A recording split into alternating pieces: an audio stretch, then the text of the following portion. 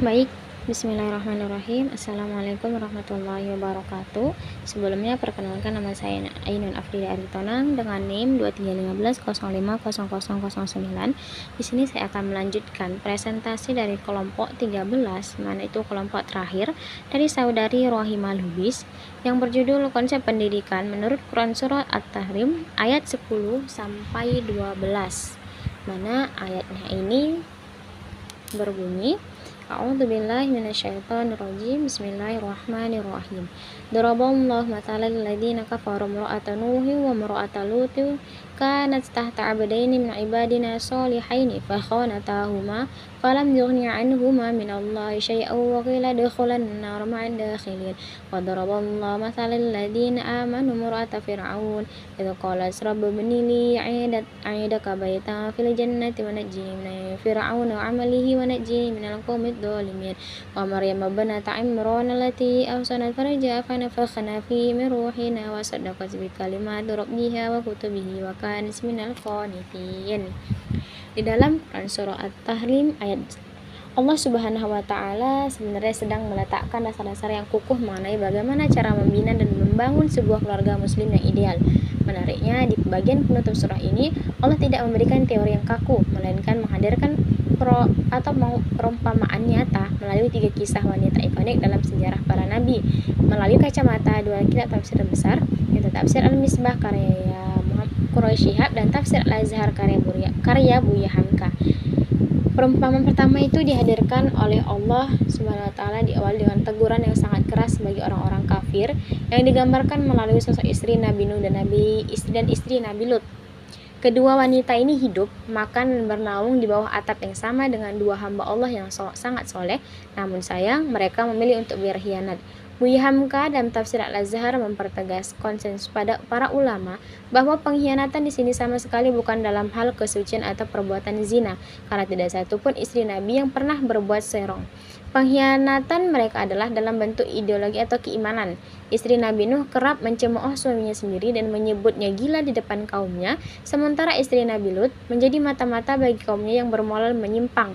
Dari kisah tragis ini, Quraisy Shihab menekankan sebuah nilai terbawi yang sangat mendasar, bahwa hubungan darah, ikatan pernikahan, atau kedekatan sosial dengan seorang nabi sekalipun tidak akan mampu menolong atau menyelamatkan seseorang dari azab Allah jika dirinya sendiri memiliki untuk ingkar. Kesolehan tidak bisa diwariskan atau ditransfer secara otomatis, melainkan harus diusahakan oleh setiap individu. Sebagai kontras atau kebalikan dari kisah pertama, Allah Subhanahu wa taala kemudian mengalihkan perhatian kita pada perumpamaan kedua yang ditujukan bagi orang-orang beriman. Di sinilah kita diperkenalkan dengan sosok Asiyah, istri dari Fir'aun. Asiyah adalah contoh nyata dari sebuah keteguhan iman yang luar biasa di tengah lingkungan yang paling beracun dan korup di dunia. Bayangkan, ia adalah seorang permaisuri yang hidup dalam istana megah, dikelilingi kemewahan, harta melimpah, dan segala bentuk fasilitas nomor 1. Namun, semua gemerlap dunia itu sama sekali tidak mampu membutakan hatinya. Ketika suaminya, Fir'aun, bertindak melampaui batas dengan mengaku sebagai Tuhan yang agung, Asiyah dengan berani mempertahankan tauhidnya. Dalam doanya yang sangat masyhur, ia memohon agar dibangunkan sebuah rumah di sisi Allah dalam surga dan diselamatkan dari kekejaman Fir'aun serta kaum yang zalim. Penafsiran menarik ini dari Al-Misbah menyebutkan bahwa penyebutan kata di sisimu didahulukan sebelum kata rumah di surga. Ia menunjukkan nilai pendidikan spiritual yang sangat tinggi, di mana Asiyah lebih mendambakan kedekatan serta keridhaan Allah daripada sekedar fasilitas material surga. Selanjutnya, Al-Quran menutup rangkaian perumpamaan ini dengan menampilkan sosok wanita suci, yaitu Maryam putri Imran. Maryam memegang posisi yang sangat istimewa karena ia adalah satu-satunya wanita yang namanya disebut secara eksplisit sebanyak 34 kali di dalam Al-Quran. Sejak masih berada dalam kandungan, Maryam telah dinazarkan oleh ibunya untuk menjadi pelayan di tempat suci Baitul Maqdis. Di bawah bimbingan dan pengasuhan ketat dari Nabi Zakaria, Maryam tumbuh menjadi pribadi yang mampu membentengi serta menjaga kehormatan diri dengan sangat sempurna. Karena kesucian dan ketaatannya yang mutlak inilah Allah Subhanahu wa taala memuliakannya dengan meniupkan roh ciptaannya ke dalam rahim Maryam, sehingga ia mengandung dan melahirkan Nabi Isa tanpa pernah disentuh oleh laki-laki manapun. Maryam menjadi potret pendidikan karakter tentang bagaimana kebersihan jiwa, konsistensi dalam beribadah, serta kepasrahan total kepada ketetapan Allah akan mengangkat derajat seorang manusia ke tingkat yang paling mulia. Sebagai kesimpulan dari keseluruhan materi ini, kita dapat merumuskan nilai-nilai pendidikan terbawi yang sangat penting bagi kehidupan modern saat ini.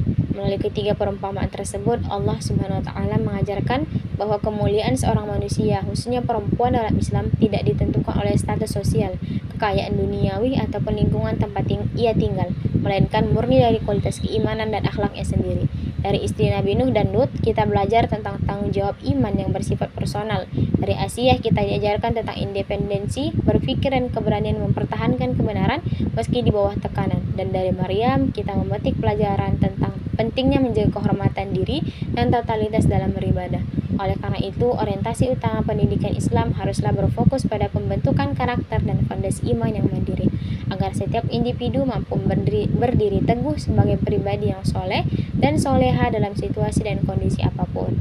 Mungkin cukup sekian penyampaian materi dari saya. Saya akhiri, billahi taufiq wal hidayah. Salam.